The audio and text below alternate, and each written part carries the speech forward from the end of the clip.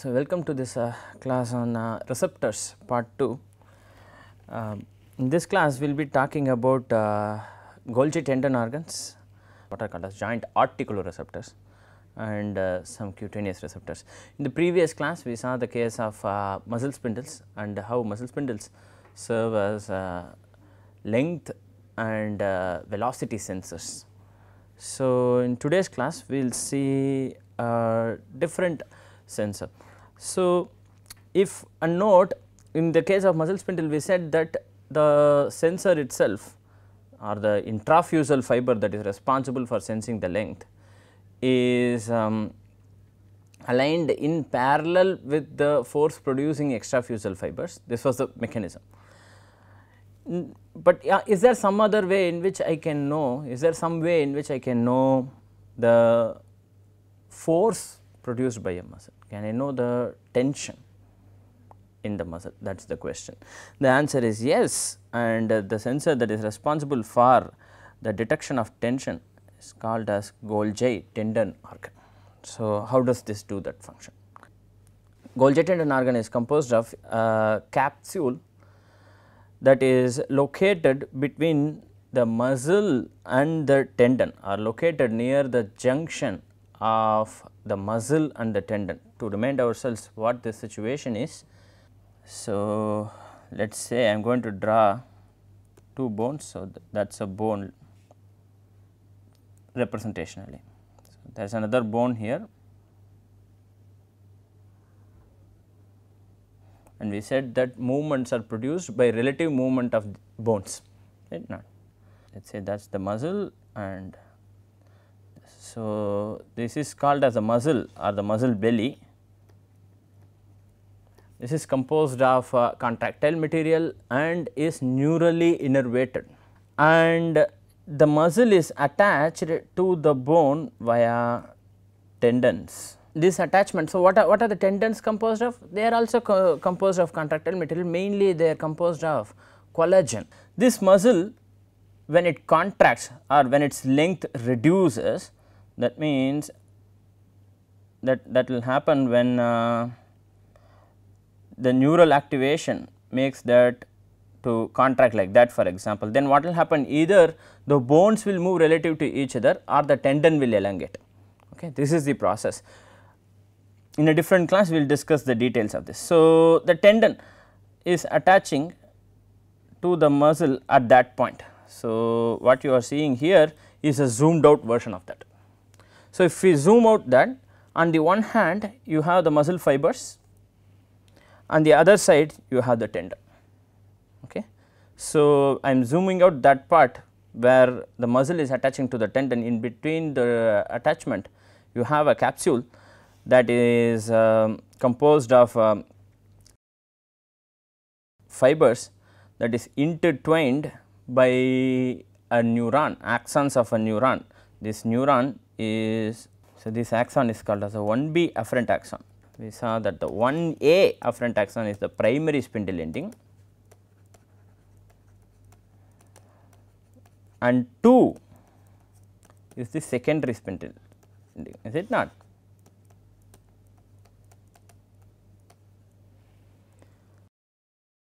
When this is getting pulled, suppose this tendon is attached to a bone here, this is getting pulled, when that is getting pulled, gets compressed because of the collagen fibers. So, the collagen fibers become uncrimped, the collagen fibers elongate and compress the neighboring 1B axon.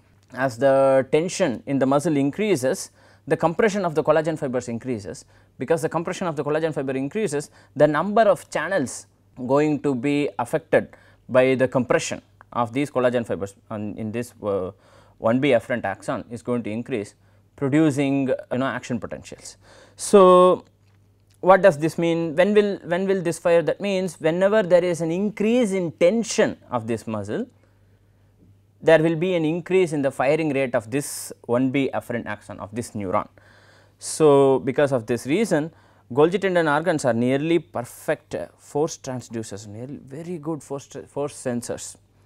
And a question is, how do we know this? It turns out that there have been experiments on animals where they have studied the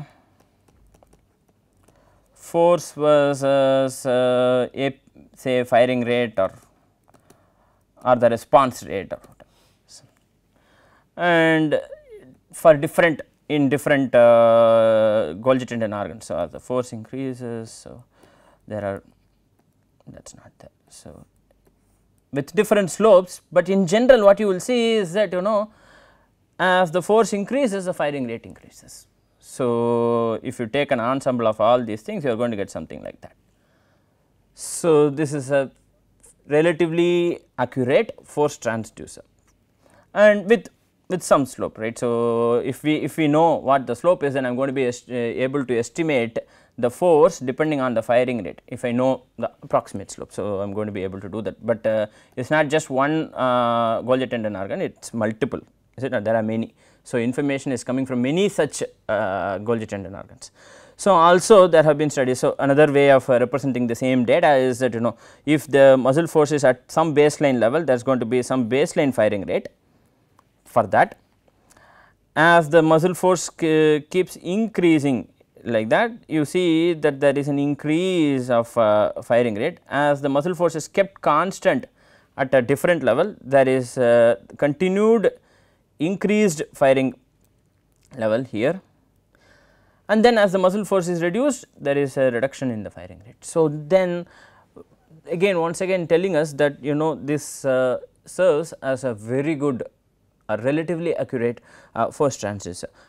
Another question is that going to be consciously sensed? Now, that means can I say exactly how many newtons is that?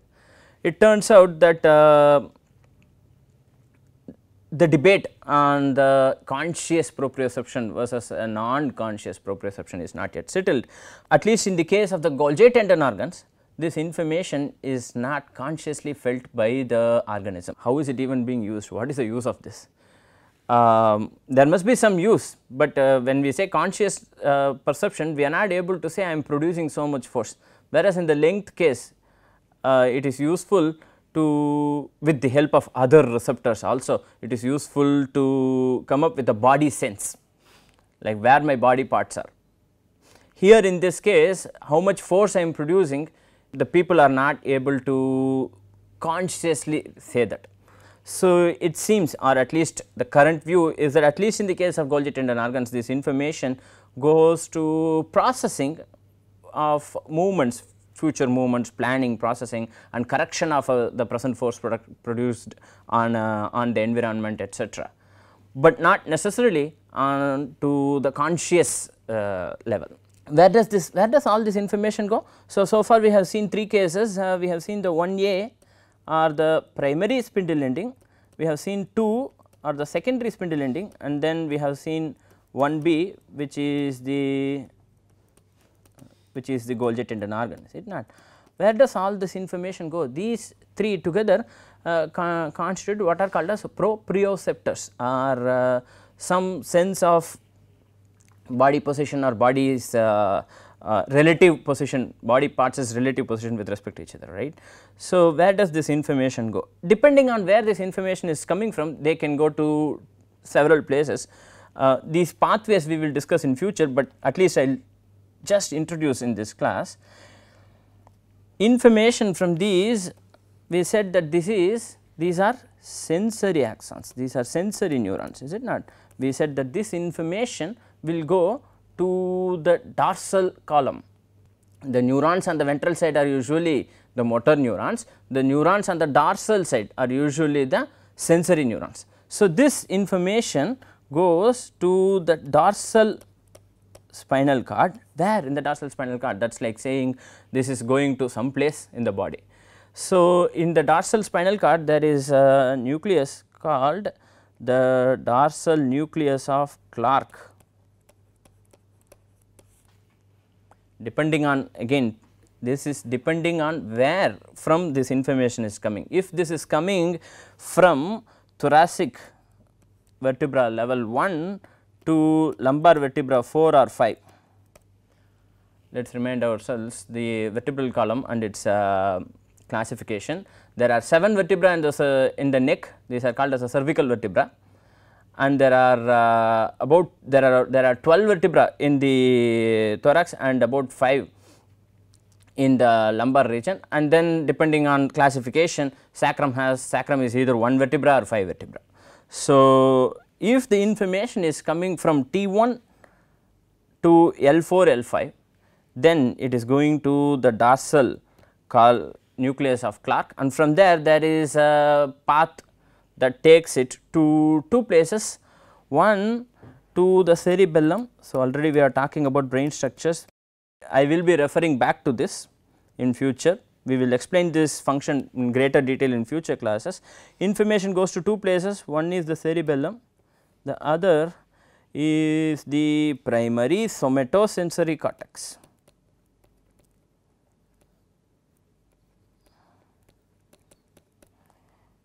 Taking a position on what is what, in general it is believed that when the information goes to the cortex, it is more consciously perceived, and if it is going to subcortical structures, it is not consciously perceived. This is the general view, although this view is being challenged. So, information goes to the cerebellum via the spinocerebellar pathway. Okay. So, it also goes to the somatosensory cortex, where conscious perception of what is going on is going to be formed. So, so that means this information is branching into 2 places. One place where the action depending on the input is going to be taken without regard to whether that is consciously approved or consciously acceptable. Another place where that is going to be consciously processed and a decision may be taken about whether that is and if it is coming from above T1, what happens? So, if the information comes from C1 to C7, 2 specialized nuclei called cuneate nucleus and gracile nucleus. So, and then again this information goes back from these 2 nuclei, this information goes to the cerebellum and the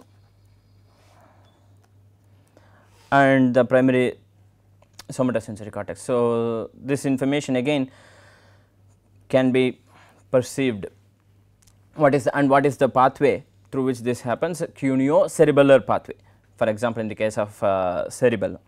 So, these details and these pathways we will reserve for future classes. The point is that this information is going to higher structures through specialized pathways, and there are specific nuclei that are responsible for relaying this information properly to specific places in the brain. Then there are a group of proprioceptors that are believed to give information about joint angles.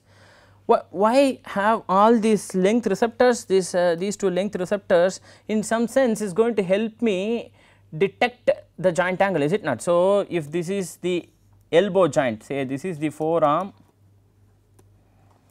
this is the upper arm of a person, and suppose that is the elbow joint, and if I know the length of this muscle, then in some sense I know what the joint angle is it not? If the length is say smaller, then the joint angle is different, or if I know the lengths of all the muscles that innervate this that are attached to this joint, then I can somehow estimate, roughly at least in some sense, estimate the joint angle. The goal is to understand what the relative positions of the body is it not? And in the case of the elbow joint, I can do that, I can extend to this point, but beyond this point if I extend, what happens? It could cause an injury, right? So, at these intermediate joint angles, this sensor is going to be practically silent, but when I am at the extreme, this joint receptor, this sensor is going to start making action potentials to warn the system somehow of impending danger. You are at your extreme, do not push yourself further in some sense. So, that is the goal. So, the physiological extreme, only at the physiological extremes they are more active. We are not able to come up with a joint angle versus action potential curve in this case. So, it seems like these are in some sense measure of joint angle, but how exactly they do that is still not understood.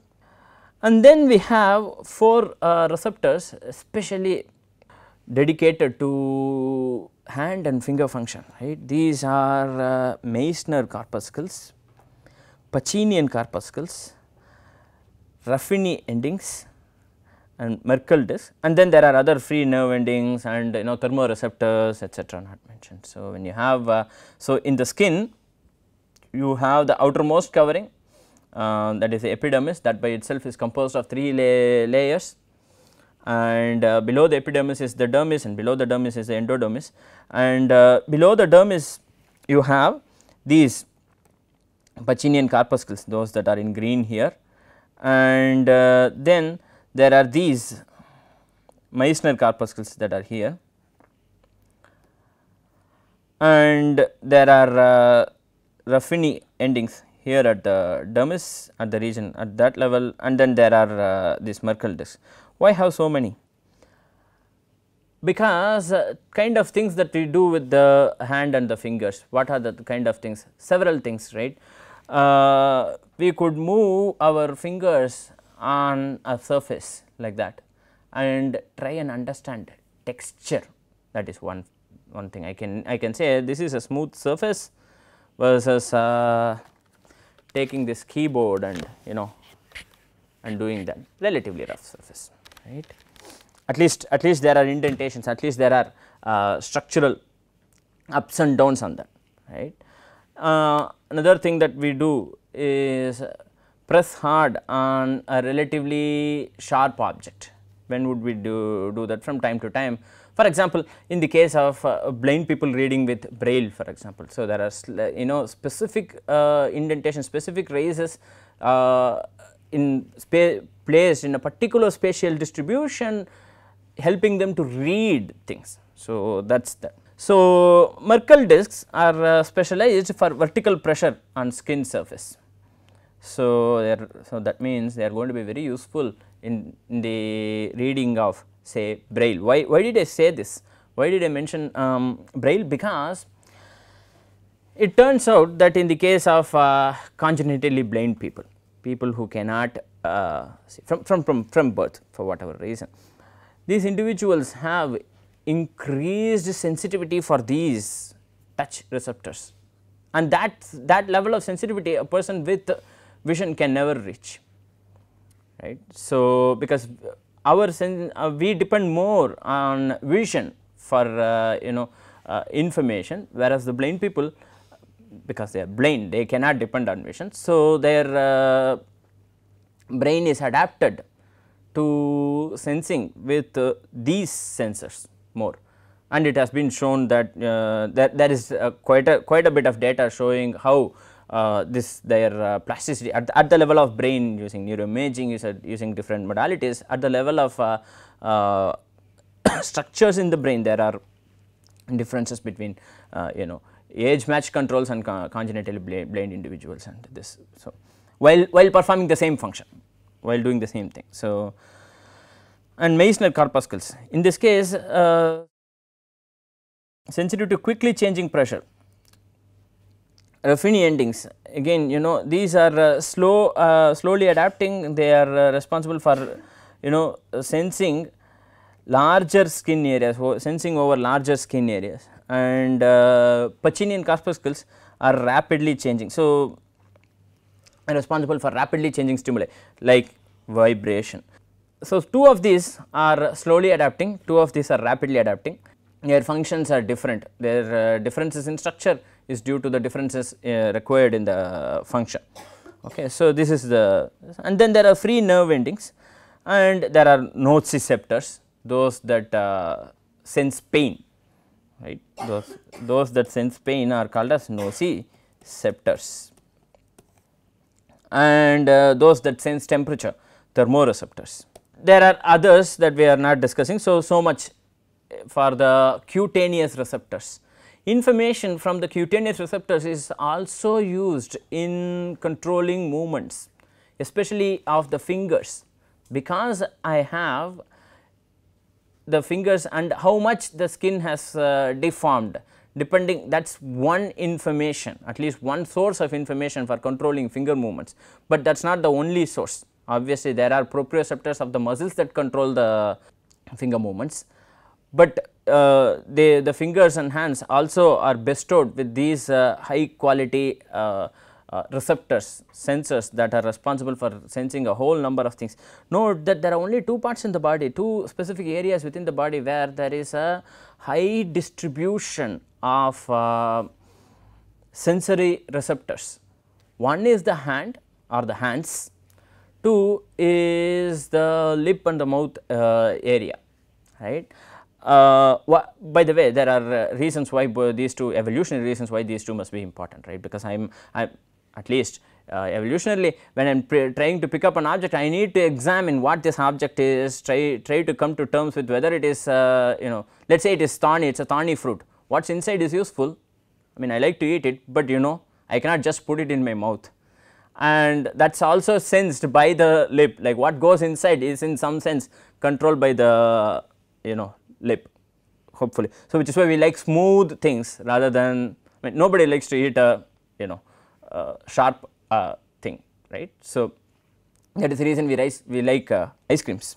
So, anyway, so that is with haptic perception. So, what else? So, in summary, we have seen Golgi tendon organ, which is a nearly perfect force sensor or tension sensor. So, it is going to sense how much tension is there in the muscle, and joint articular receptors, these are believed to be sensors of joint angles at least in the extreme positions. It is not clear what their function is or how, if they are present in all muscles, it is there more information, more research needs to be performed to understand their function better. And then there are cutaneous receptors, these are Pacinian corpuscles, Meissner corpuscles, Merkel discs and Ruffini nerve endings, and other things such as nociceptors, thermoreceptors, free nerve endings and such.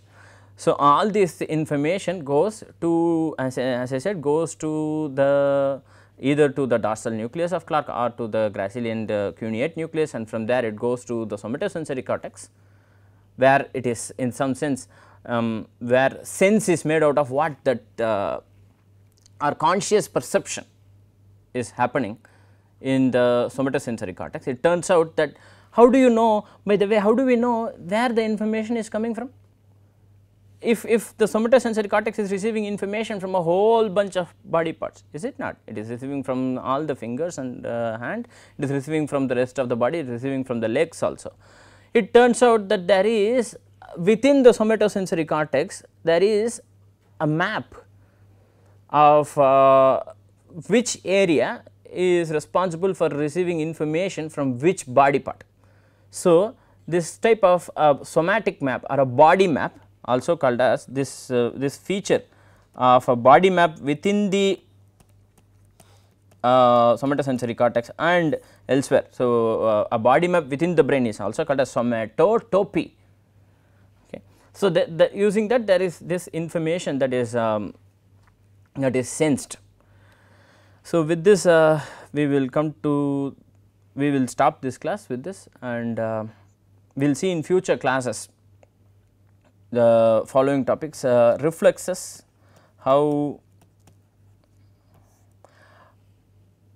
these proprioceptors themselves cause reflexes, and what are the various types of reflexes. So, monosynaptic, polysynaptic, oligosynaptic, etc.